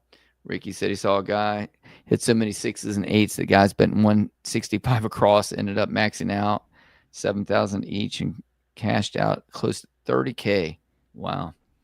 Yeah, that's amazing. Yeah. That's amazing. 6,007, let's say. Scrolling through. I didn't see an answer here, so For which one? out on Little River Casino, South Carolina, I was writing down all the outcomes on a craps table. After 80 times of no 10, I started betting on 10. So he's doing that do number, right? Like it's Yeah. but he did. I didn't see how did he do. How did it turn out? I gotta know the end of the story. Linda, if you're still around, and we lost a few, but we've people tune in and out all the time. Let's see. And George saying, hey, good to hear from you. And Crap Check saying, hey, so I hope you guys are doing well in Cali. And let's see what else we got on here. And don't forget, you can call in. Here's your chance to talk to Mr. Color Up himself. Actually, I'm going to shut that down. Yeah. All right. Because it's getting late. Sorry. Yeah, that's right. Well, no one's calling, but I don't want Yeah, exactly. I read the story yesterday about a card counter won 110,000 on Royal Caribbean in one night. They banned him from ever sailing again. Well, Yeah, they there do you that. go. They tend to do that when players have an advantage. So card counting and blackjack is a game you can have a Overcome nice it. edge. Yeah, you can overcome it. Mm-hmm. Because you count down the deck. Once there's less cards in it, you know how the math can work in your favor, and that's why they'll either kick you out and ban you, Yes. or most people make it easy. Oh, I did get one call coming through. Looks like, or they make it easy and oh no, it's not hooked up anymore. Shoot. Sorry about that. It disconnected. Voicemail. Yeah, it Yeah. disconnected from my thing, so now I can't answer it. What was I saying? Oh, they ban you, or They they ban just you. they move to machines like continuous shufflers where you just can't count. I mean, it doesn't count because they deal a card, then they shuffle them all again. So Mm-hmm. And then this one was a neat one. Shep says his skill increases with every very Color kind Up of you, video. Shep. Your skill might increase, but does your luck increase, Shep? Yeah. Your knowledge maybe, your information, but luck. But, I don't know. I don't know But, if we're but helping with Delph that. says he agrees with Shep. That's why you've watched all the content Really thus appreciate far. that, guys. Yeah, Really that's appreciate it. awesome. Yeah. And then Linda earlier was saying it's most important. Oh, sorry, truck and cab. That Yeah, I line. just shut it down so it doesn't come through my device anymore. I can't. It's going through my phone, so it'll go to voicemail, but I can't bring it on the air. So Yeah, here we go. This is not it. You can put that lottery money on the ATS. Once I win that $750 million tomorrow. hmm Yeah. Would you go 555 or 111? I might even go 666. Whoa. Woo! No, I Problem wouldn't is do they're that. gonna hit you at that table limit. I don't. Yeah. Most tables probably gonna be like $25. Quarters. That's all they're Yeah, gonna it's going to be quarters. Yeah. I meant Yeah. 666. I was joking around. But that would be my bet in the dealers. But that Yeah, sounds kind of demonic. Yeah. Yeah, you're not Yeah. gonna bring bad luck. You should Yeah. do 552. U5 dealer 2, so you're 777. Yeah, that would be. No, there you go. Okay, And that's good. Are you idea. using the bad number? I don't know. It's all so confusing. This good luck, bad luck. How about go 7 for me, and then It's got to be 888. That's the lucky number, right? You see all those machines? Because oh really? Yeah. yeah, I think it's Eight, like a okay. Chinese lucky number. Okay. 888, which makes sense because 666 is bad. Mhm. 777, I guess, is good, but we That- don't want yeah, sevens. we don't want so sevens. You got to go to 888. That's what's next. Mm-hmm. Okay, you got to figure it out. Yeah, you'll have to call in next week. Give a shout out next week. And let's see. Well, I guess I should hide the number if I turned off the phone. Yeah. If the phone's off and it's not connected anymore. Any other ones? Let's see. I think I'm heading toward the bottom. I need to get better at using the DC. Been trying to learn from Waylon as well. Oh, Jim, I filmed go a ahead. video yesterday. I don't know when it'll come out, but you might be interested in it. It's the 3-point folly. So Not it's the Molly. no, not it's the Dolly. It's not the Dolly. It's a hybrid of both. So, Really? and I've played with it a couple different ways. I think I like starting on the don't pass Okay. and then 2 come bets, and I did it with max odds, right? Wow. So when the 7 comes, you don't lose all 3 come bets and odds. You just lose win- one. You win with the don't. Obviously, Mhm. you don't want to be hitting points, but you want to be hitting your come bets. Because I thought about that way is nice, but another way to do it would be to do it last. So you do the pass line, a come bet, and then a DC. One DC. But the problem is when that DC out there, the 7 takes down your DC and your other bets, so you're still losing 3 bets. Right.